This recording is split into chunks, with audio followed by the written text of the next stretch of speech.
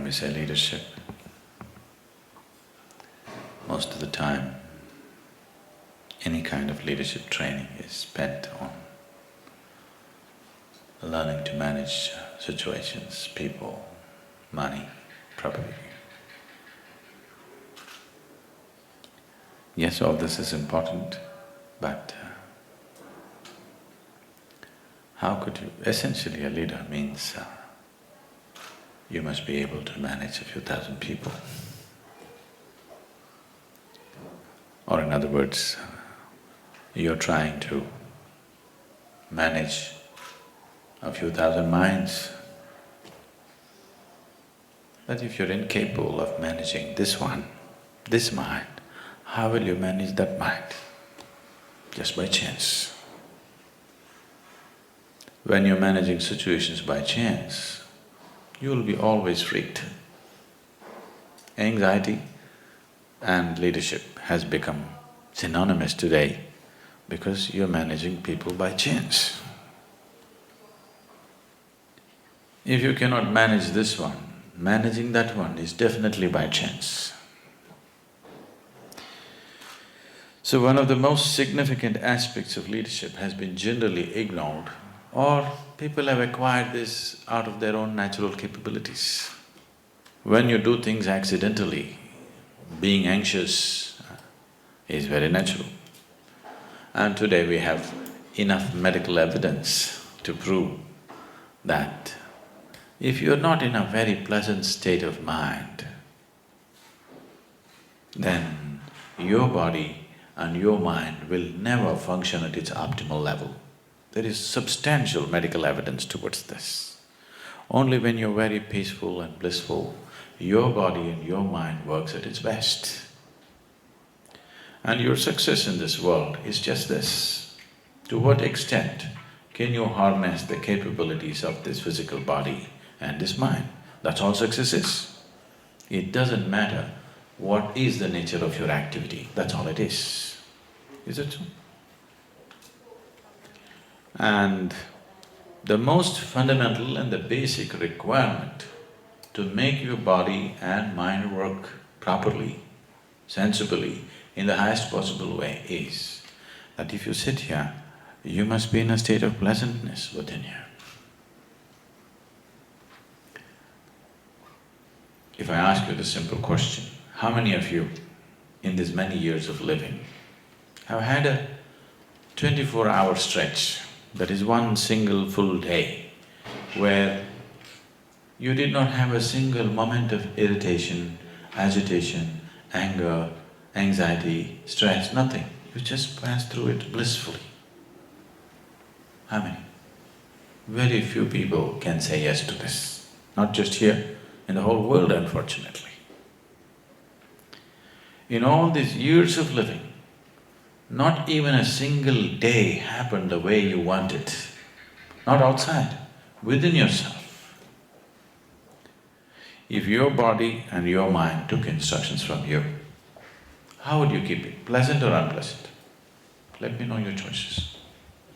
How would you keep it? For yourself I'm saying, I'm not talking about your neighbor. You may have other intentions for him, but for this one, pleasantness, isn't it so? Yes or no? So if 124 hours did not pass in utter pleasantness, obviously your body and your mind are not taking instructions from you. Any instrument is truly useful to you only if it takes instructions from you, isn't it? Right now I'm using this microphone, this public address, it's very useful to me because it's amplifying whatever I say. Suppose it starts saying its own things, I better not be here, isn't it?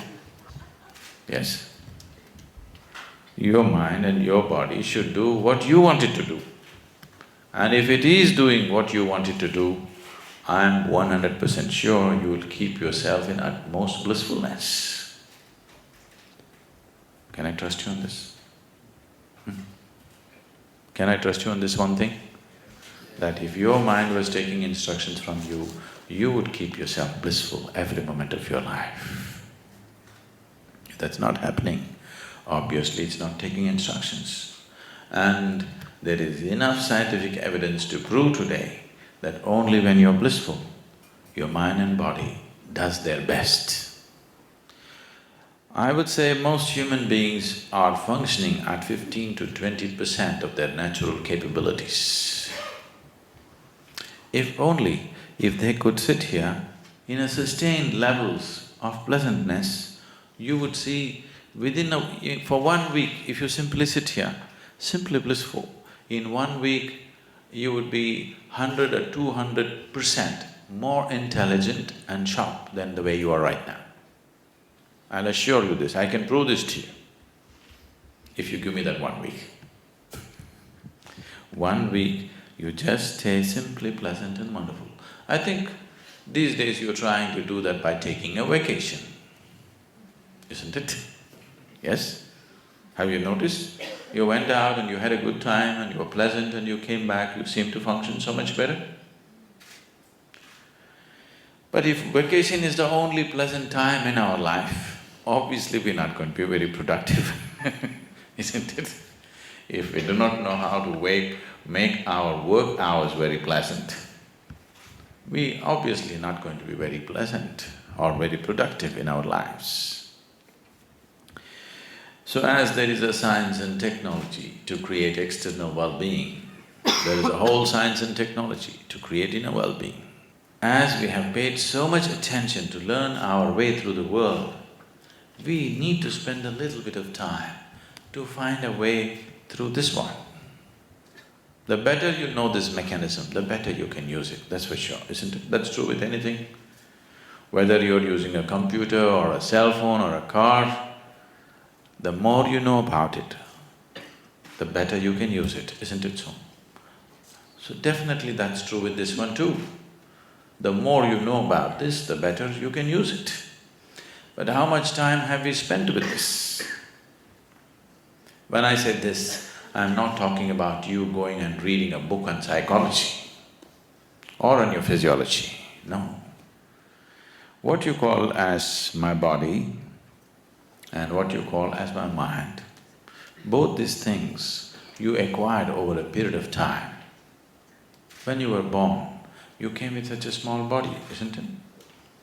Slowly you accumulated this. What you accumulate can be yours, can never be you. Yes? I'm not disputing whether it's yours or not for now. But what you accumulate can be yours. Can it be you? Whatever you accumulate can be yours, but can never become you, isn't it? If you start thinking yourself to be something other than what you really are, there are bad medical terms for this, I will not go into that. 2 cows were grazing upon an English meadow. They were English cows. And one of the cows said, "What is your opinion on the mad cow disease?" The other said, "I don't care a hoot, as anyway I'm just a helicopter." Okay? If you think yourself to be something other than what you are, there are bad words for that, I won't use such things upon you. But it's very, very, very important, especially people who are in positions of power, positions of responsibility, that every action, every thought, every emotion that you generate has impact on many lives around you. When you are in such a position, it's extremely, extremely important that this one is in a state of utter pleasantness and well-being, isn't it so? If your life was just your own nonsense, it's up to you. Once you say, I'm a leader in some place, everything that you do, the way you think, the way you feel, the way you act, has impact on a few thousand lives. When that is so, it becomes of paramount importance that you take care of this one in a completely different way, not just being physically healthy, much, much more than that. Right now, unfortunately, most people's well-being is so fragile, just about anybody can hijack it. You went out today and somebody told you, you are the most wonderful person in the world. And you were floating on cloud. What number? 9? You do only 9? In South India we do 11, you know. You were floating on whatever number cloud and you came home and people at home told you who you really are. It's a very fragile well-being, isn't it so? Just anybody can hijack it, just anybody. It doesn't take some earth-shaking event to hijack your well-being, please see. Anything can stress you, anything can make you anxious, anything can make you disturbed, anything can make you lose your sense of joy and peace. Now, in this state, your ability to use, your ability to manifest the capability of who you are is not at a very high level.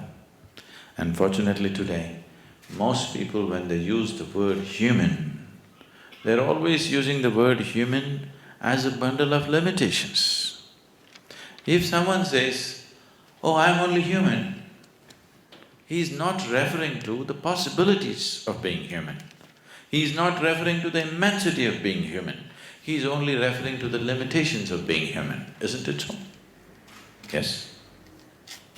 When someone says, I'm only human, he is only talking about his limitations.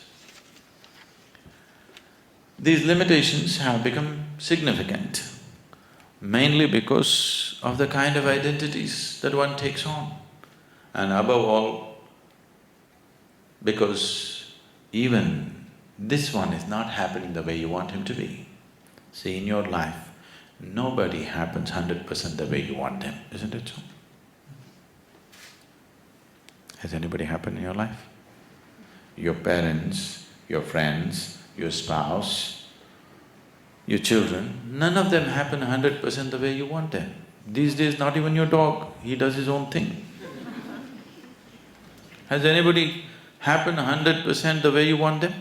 Or are you such a hopeless romantic, you're still hoping that somebody will happen 100% the way you want them? Nobody will happen. They'll happen to some extent. If they happen 51% the way you want them, you are doing great. Yes. Yes or no? If people are happening… people around you in your life are happening 51% the way you want them to be, that means you're doing great, your stake is good. So nobody happens the way you want them to be. It doesn't matter, that's not the real problem. The problem is this one is not happening the way you want him to be. Nobody happens, it's okay. This one person must happen the way you want him to be, isn't it so? Yes? If this one doesn't happen, it's a lost case. If this one did happen the way you want him, I am sure you would keep him in the highest level of pleasantness and well-being. And that is a sure way of ensuring that who you are finds full expression in your life. Then when you say, I'm human, you will refer to the immensity of being human, not to the limitations of being human.